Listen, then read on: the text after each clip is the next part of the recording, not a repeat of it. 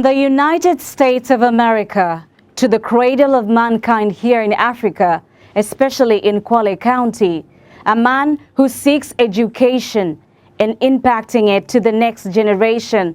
I'm talking about Armani Nuri, who is a person who started this venturing into literacy and program, especially in leadership. We'll get to find out why education and why come back to Africa. From the United States of America to the cradle of mankind here in Africa, Armani Nuri step up in a different version where he comes back to impact knowledge on the youth who are around. What is the motives and objectives? You get to find out here in the Umbrella Show with me, Dalila Hamza.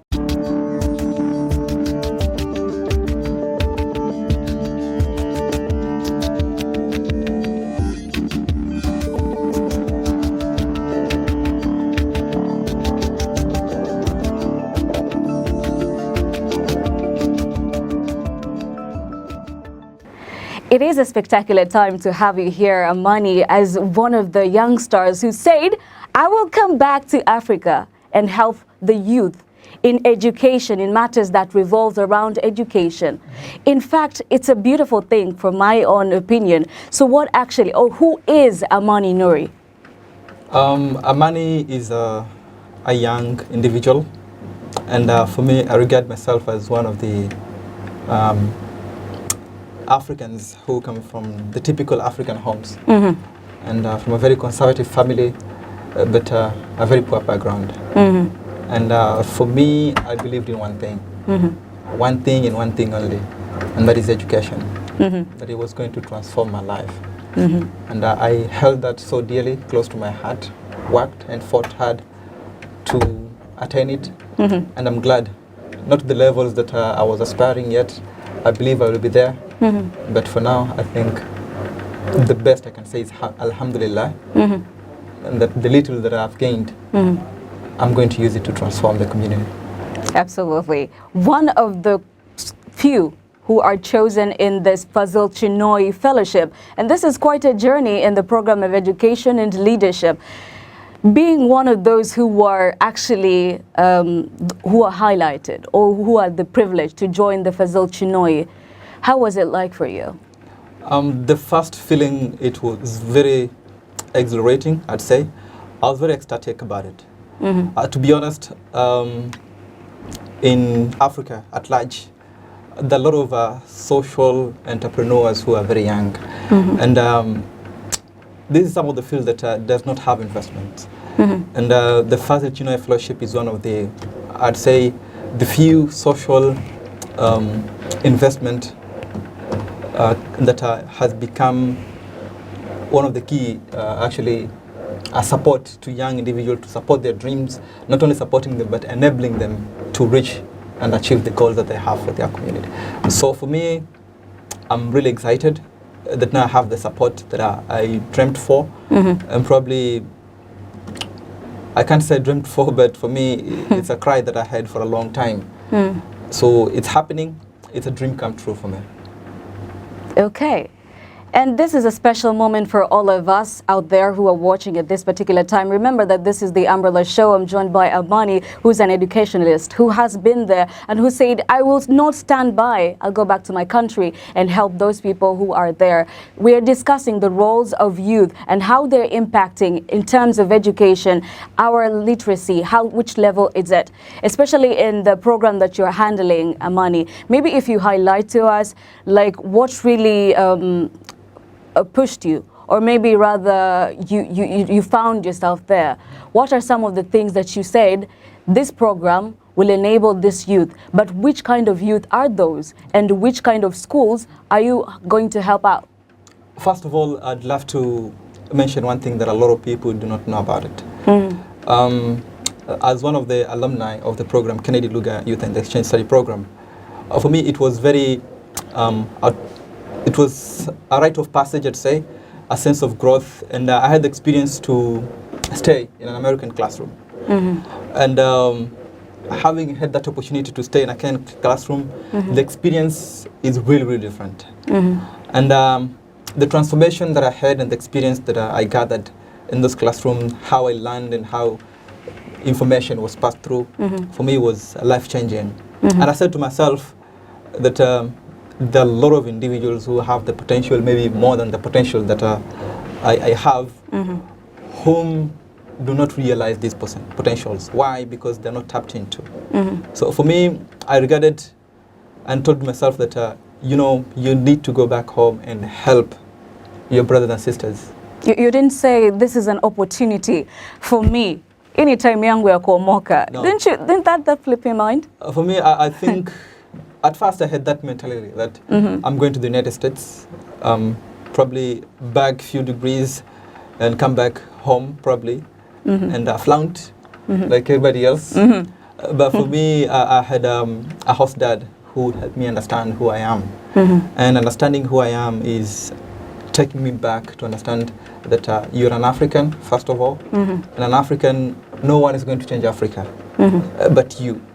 So if you take it and say somebody else is going to do it, remember it will take generations before that happens. So I think that motivation and him helping me understand why African needs Africans for it to prosper. And I said to myself, whatever happens, I need to go back home and be a change maker. Because I believe I might not transform the entire community, but I believe that 1 out of 100 individuals, that is my target. And hopefully, through the Fazil Chinoy Fellowship, I'll be able to achieve those dreams. Absolutely. When we look at the entire thing concerning the security, a lot of youngsters are now advanced to the new technology which is there, and some of the recruiters has changed, especially the ones who are recruiting terrorists, have changed tactics and now using technology to lure them into those kinds of groups. So what are the foundation which is there? What are us as youth, what are we supposed to do to evade this kind of trap? First of all, I'd say I love to quote what the Mwalimu Julius Nyerere mentioned, and in Africa today we have it could be today, but at his time he mentioned that the problem that we are having first of all is ignorance, diseases, and in ignorance it means that we are lacking information. So in as much as technology is advancing every day, the sense that most of our young people do not have information, one, about terrorism, two, about radicalization, then probably it means that they are vulnerable. And this vulnerability puts them in a position where whatever information that appeals to them, then they go for it. So me, I take it that recruiters are presenting information in an appealing way, whereas the young individuals cannot say no to them. So what I can say is that what we need most is information, vital information, which is clear, legible, and also legal, so that an individual understand that this is what I need to know. Whatever the recruiter is going to tell me, it doesn't make sense. It doesn't resonate to my beliefs. So in that aspect, probably if I know that terrorism, this is what terrorism is, and these are the tactics that terrorists are going to use to recruit me, then probably we won't be in that position. But on top of that, I love to mention that the issue of education. I believe in Nelson Mandela's word that education is the only weapon that can transform the world. And not only the world in general, but for me here, I think it's transforming the lives of youth. And that is keeping them off vulnerabilities like violence, extremism. And here we're talking about terrorism and more. So basically, if they have the education that they need, and probably not only education, but information that is vital to their lives. Because in most cases, especially in Africa, we go to school, but we go to school because we have to. There are no certain goals that we need to achieve. So we go to school, but because I don't have a goal to achieve through that education, then it makes me vulnerable as well. So I can be easily lured into terrorist activities and groups as well. Because I was one of the guests who were invited in a certain workshop held by Huria is concerning the media pillar. How is the media using their resources to make sure that they educate these youngsters who are out there and who are vulnerable at the same time? And some of the issues that were raised there was actually surprised me was that these memory cards, there are certain memory cards which are thrown in the streets, and the young youths get them. You know, whenever you get a mem card or a USB cable, then you look at the storage and you say, this is what I wanted. That storage is quite big. And whenever they look at it, at the middle part of it is that radicalization and terrorism is part of there. So in terms of education, do you think that the transition which has been done for the various years, decades now, are we improving in terms of educating our youth when it comes to such matters? For me, I'd say we're still slacking, and we are lagging behind big time, especially for African countries. Why? Because when you look at Africa, the biggest challenge that youth are facing is unemployment. And for them to probably ease in the hardships and probably the pain that they go through during this transition period between, unemployment to employment is through entertainment. And entertainment, for you to be entertained, you need to have it probably at your fingertips at any point. And these dumb drives and more are the ones that are accessible. So basically, you find that through entertainment, because that's where you're going to find them. Most of our teenagers and probably young individuals love to be entertained. And as much as you provide for them an avenue that they're going to be supported so that they're able to be entertained, then probably you're going to cut them there. So with information and how to use technology and probably all these devices, it's really vital that even the government and probably government agencies and also non-governmental agencies to look into it. Technology is good for development, but again, today we look at the young individuals with entertainment, especially the storage, it's not working well for them. And for me, as an African, as much as I know what I need to do with, let's say when I get a new flash drive, or rather I use flash drive and what to do with it, but for an individual who does not know how to handle it, then you find it that whatever information that they find in it for them feels like this was meant for me. And not all the information that is out there is meant for us.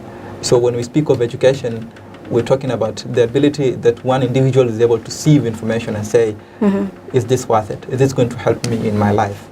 So yes, we are lagging behind in that area. Okay. When we look at the other thing is that it's quite sad because some of the youth, especially some of the news we've been doing, you see at juveniles from the age from 17 years to 13 years have ventured into insecurity things, you know, these gangs which are there. And you ask yourself, because of an unemployment, because a lot of people, especially the youth, the problem becomes unemployment. But you see that these juveniles are there. With your initiative, how are you going to help this kind of group to move from their perspective to a better place? Thank you. I think one of the things that I believe, which is really vital, is that education is an avenue where it provides a neutral ground.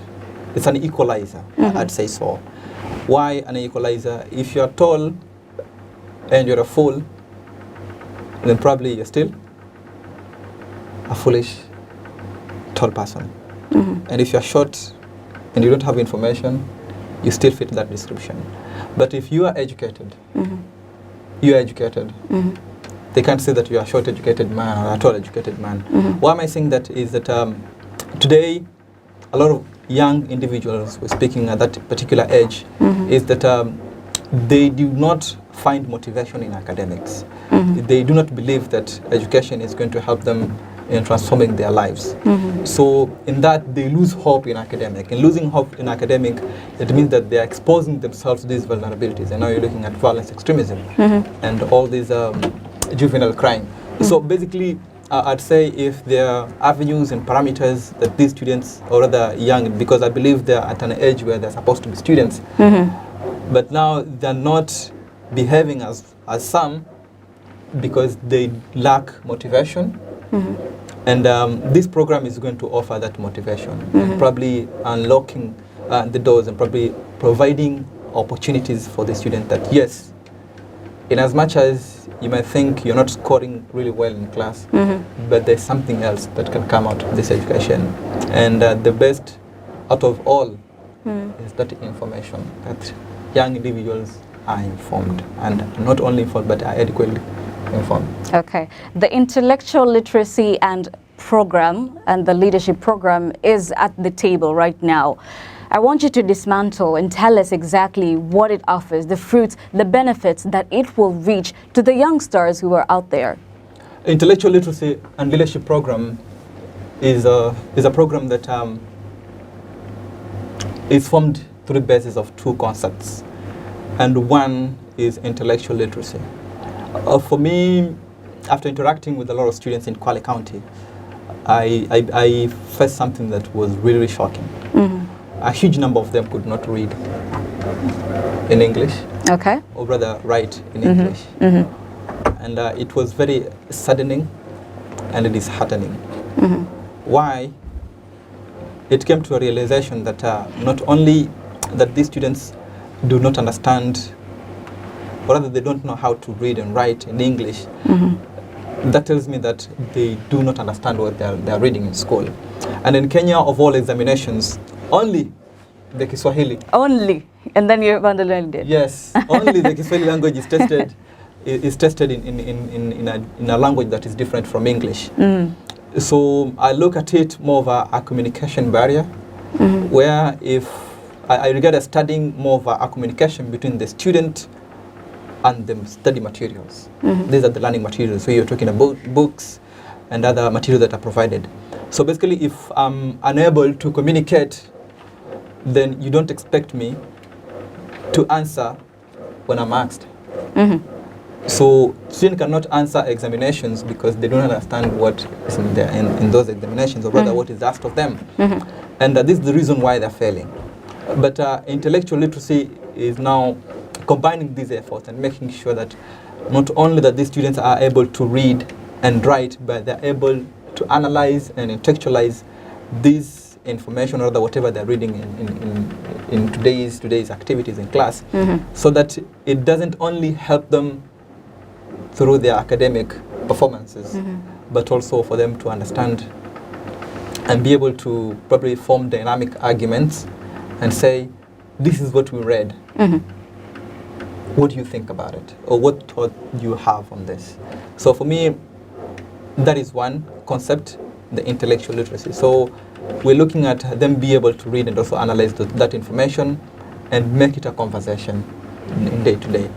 Not only among the students themselves, but also with teachers and other individuals that are involved in academics. The other concept is on servant leadership. For me, I believe that leaders are elected to be servants of the people. And in Kiswahili, we have something that I don't know. I don't like it when it's mentioned, honorable. In Kiswahili is mheshimiwa. And now you have preferred mheshimiwa, that people now should probably regard you of honor, of which I don't think that is your duty as a leader. I think for you is to be a servant, and in Kiswahili that is mtumishi. So basically, I believe that you are a servant of the people. You are supposed to serve them, not vice versa as it's happening right now. We are leaders, we are servant of the leaders rather than the leaders being our servants. So we beg and kneel, cry for help, which hardly comes by, and it only comes by during election period. So for me, I told myself that if we are to advance as a nation, as a continent, then we need to develop, or rather nurture, leaders who understand what real leadership is all about. And these concepts of servant leadership, I've borrowed them from various founding fathers of Africa. And here I'd love to mention Dr. Kwame Nkrumah. He helped me understand why education is key, and also how leadership is going to be transformed in general.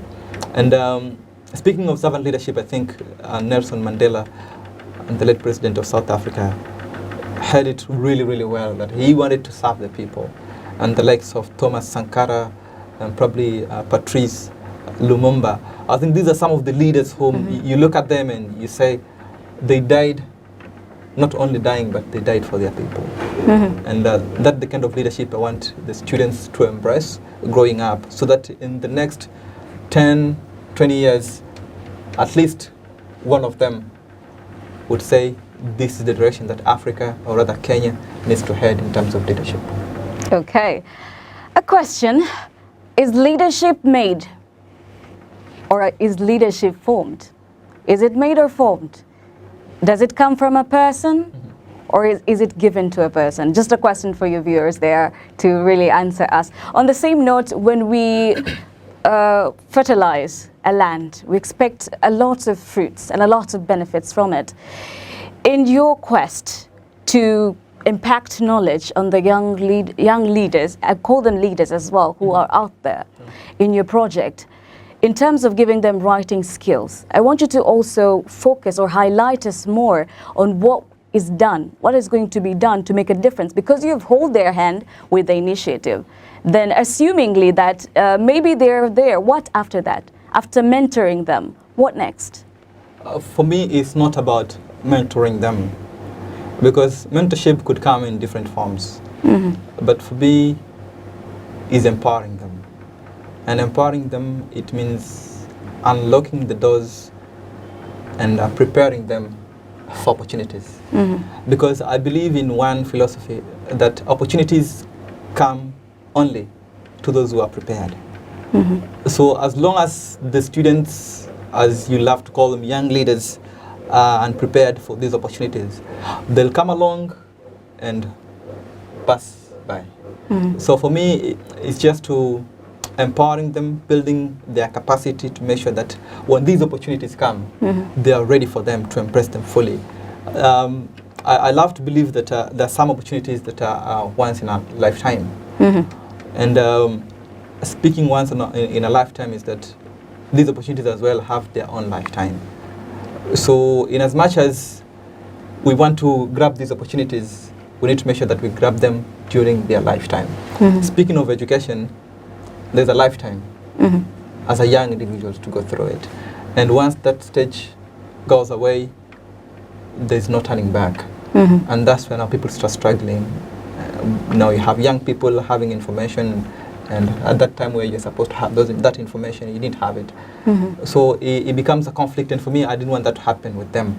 I wanted to give them information that is key, so that when they're ready to be leaders, or rather when the time is ready, when the time comes for them to be leaders, then they're ready to be leaders.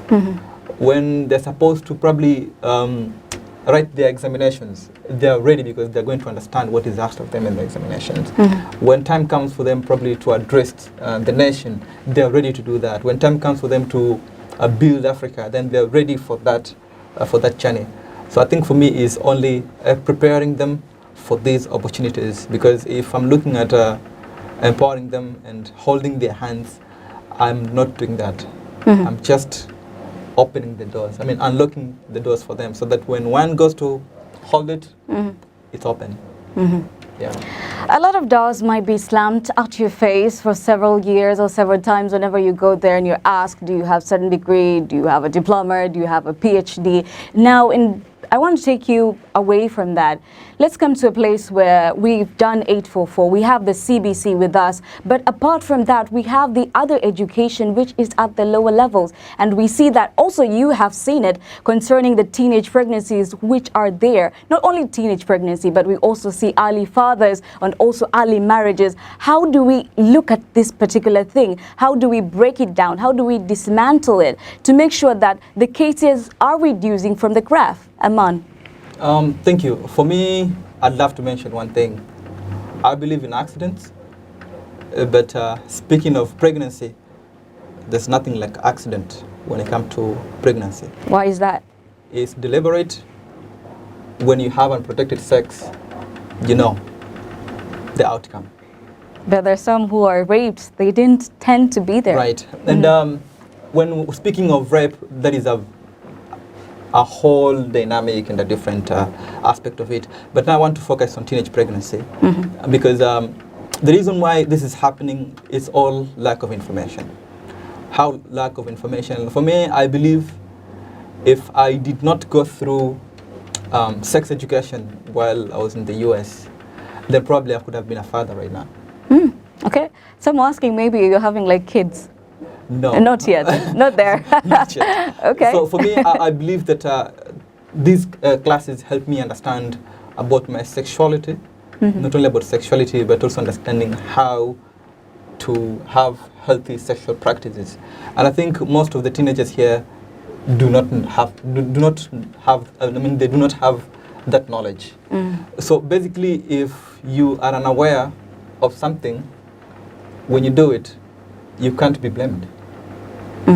And I can't blame when a teenager gets pregnant, because when they have information and they do it, then that's where you have a problem. So I think the solution here is probably giving them information that is key and advising them so well to understand that this is the entire process, this is how your sexuality is built, and this is how you need to handle yourself. Because at some point, you can never probably restrain someone and hold them back and say, don't do this. Because in as much as we don't know where they are hanging out and things happen, so the best we can do is giving them information, which is very, very vital, and it's going to help them big time.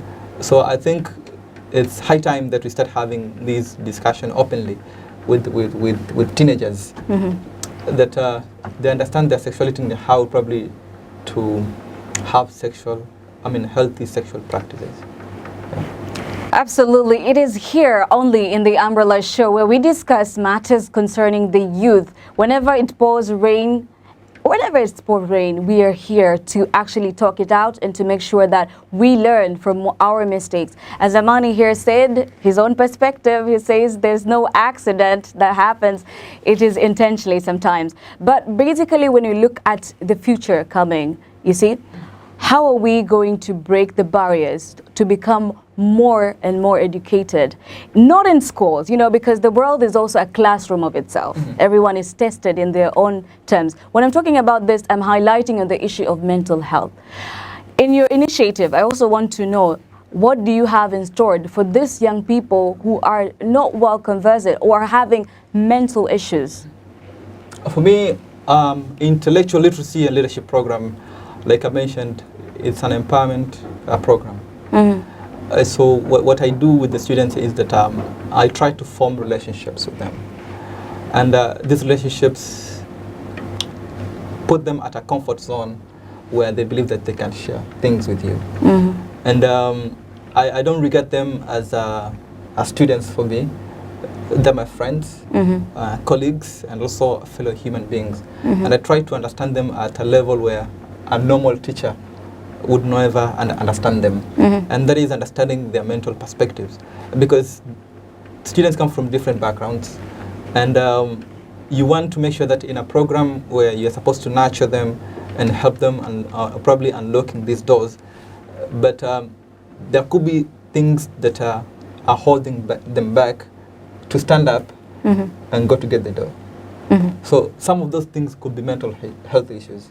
And for me, I regard mental health issues as one of the biggest problems, because if someone thinks they cannot do something, or rather they have been deprived of this, something happened in their lives and believe that it's a hindrance for them, that they cannot move forward, the program is going to help them through the process.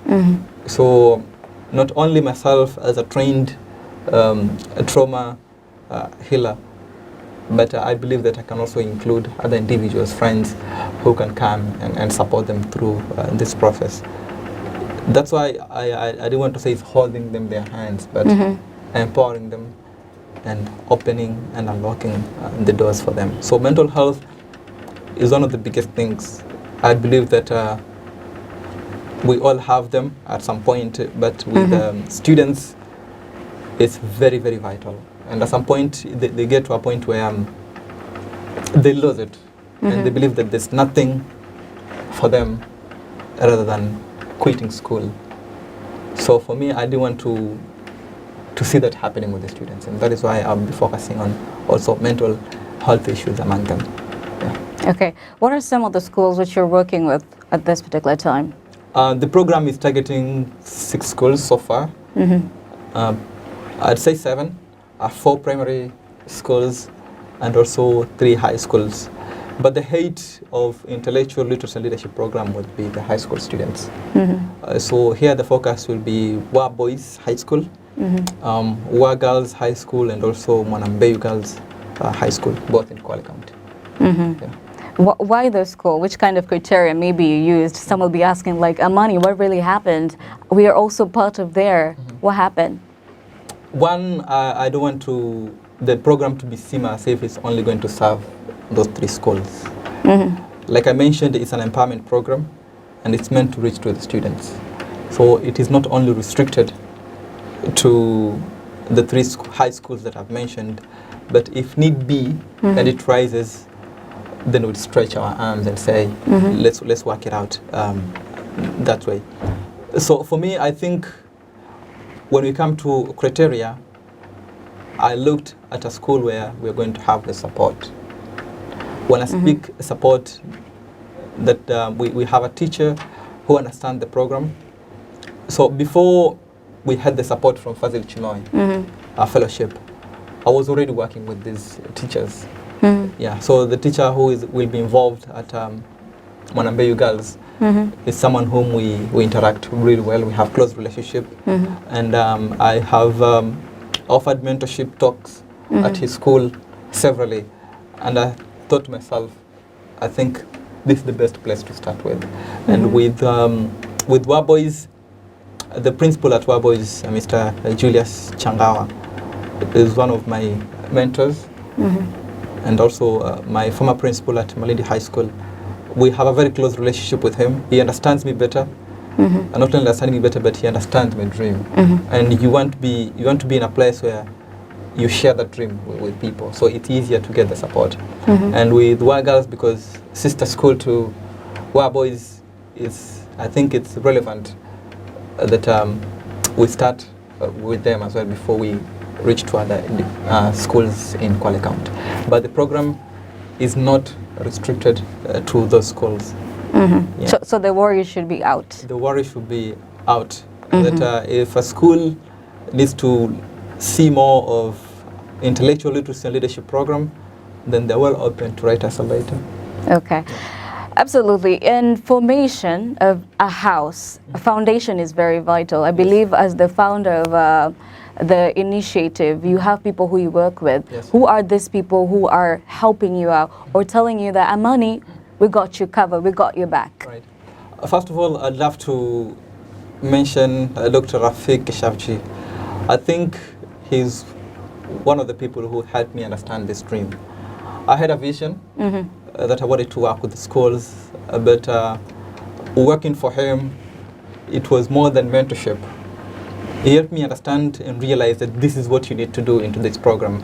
And not only Dr. Rafiq, but a colleague and a co-founder of the Organization for Creative Leadership, lawyer Rashid Mbwiza, a close friend whom believes in my dream. And since 2017, I met him.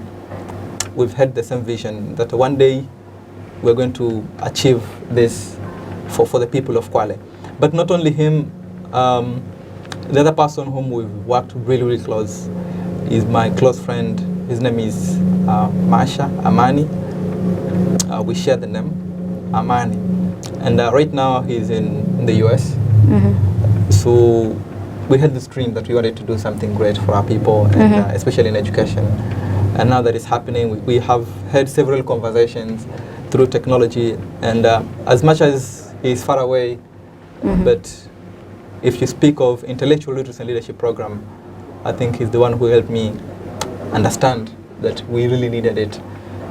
Having shared the same experience in a US classroom, he mentioned that, Nuri, as long as we're going to get this, we need to take it back to our people. And ILP is coming back to serve our people. But of all the people mentioned, I want to mention that everything that I am today whatever that I'm doing and I will be doing, I owe it to my mother. She might not understand my dreams.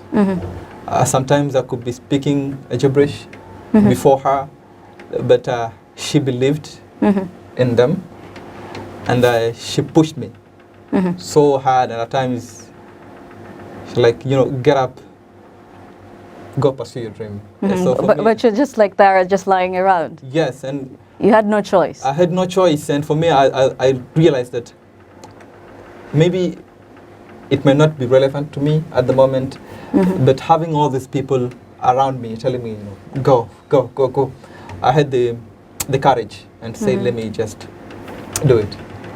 And I took the first step.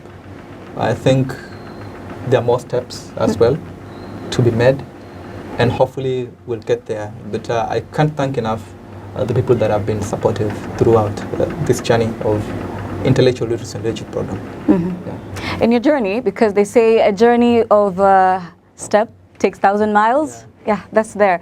But in interacting with the youth, because there's that aspect of you can't tell me anything. There's that kind of thinking that is there. Nuri, you're quite young.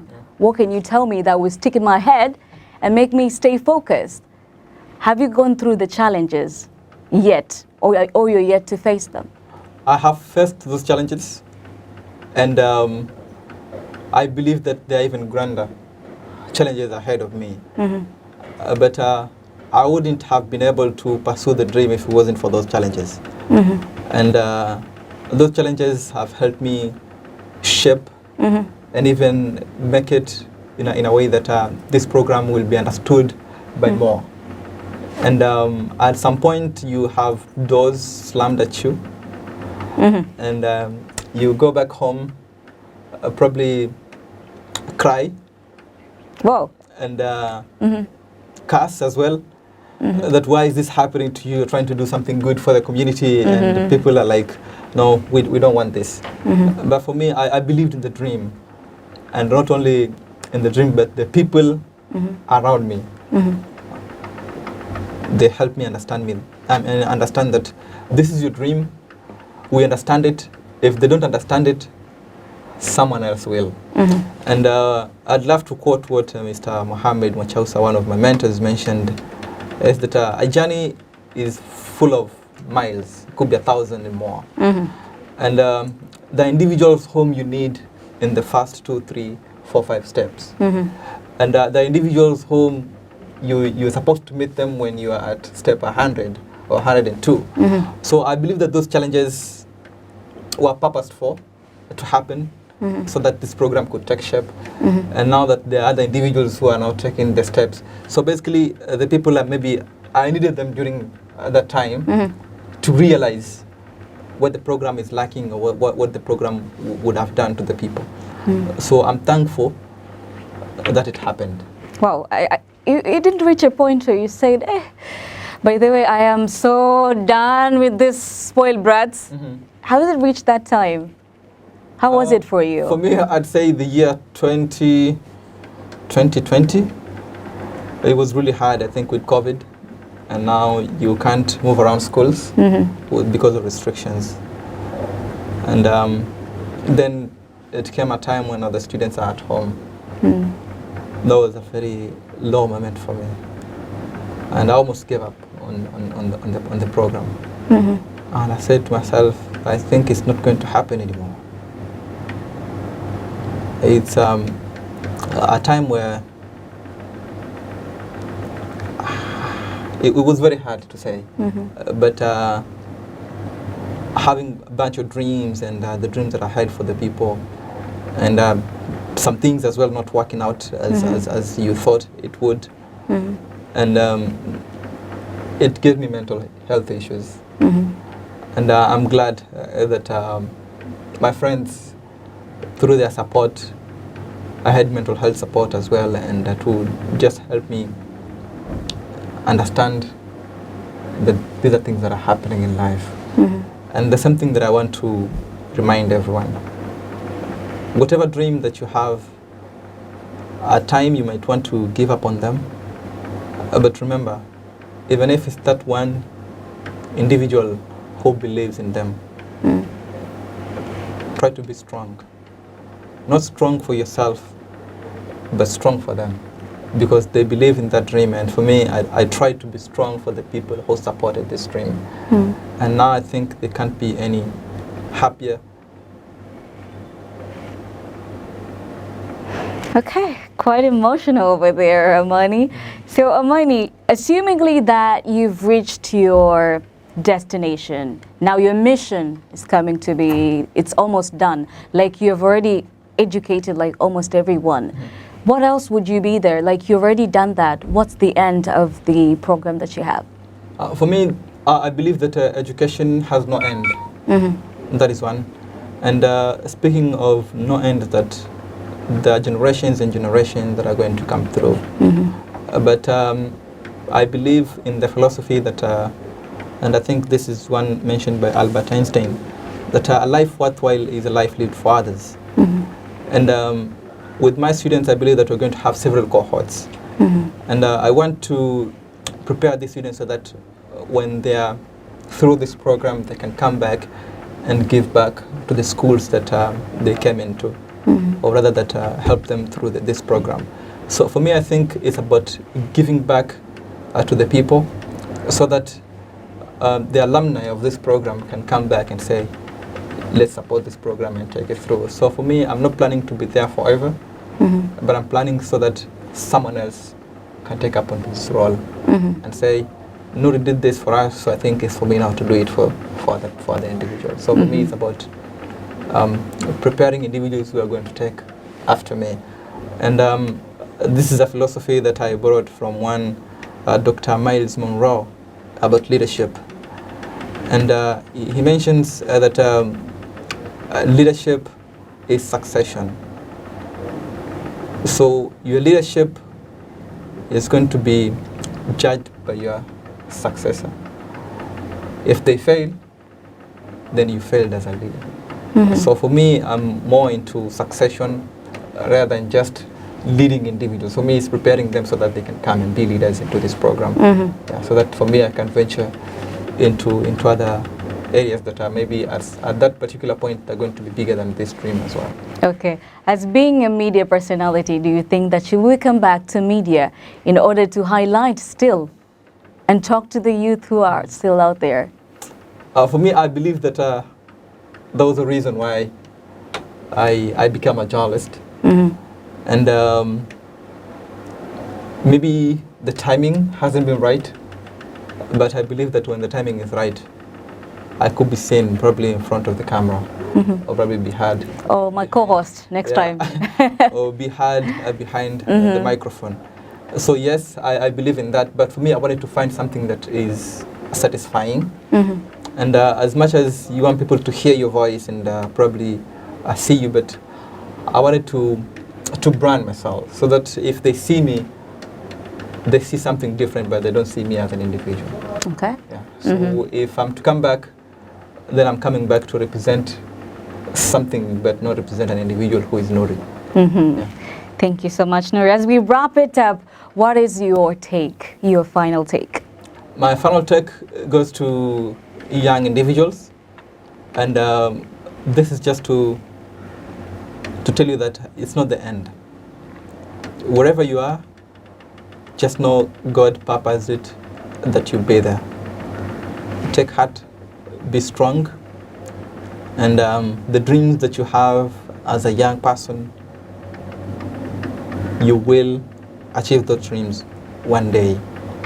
Put God first, believe in yourself, and not only that, listen when people tell you. Okay, indeed, listen when people tell you. It is very much important. We've reached the end of the program. Thank you very much, Nuri, for making time to come into the studio. Faith says it moves mountains, and you can be a catalyst for a person out there. And the education we have will be carried for the next generations which are to come. I have no otherwise to leave you in safe hands in Al Shifa Online TV lined up programs which you will be enjoying. I'd like to give a big thank you for you for staying up to date, and also a big thank you to my director there, Peter Muita. A man with rhyming words. Absolutely, it's a big thumbs up for you. And for the whole team of Al Shifar TV for making this possible. Thank you very much. My name is Dalila Hamza. It's a bye-bye for now.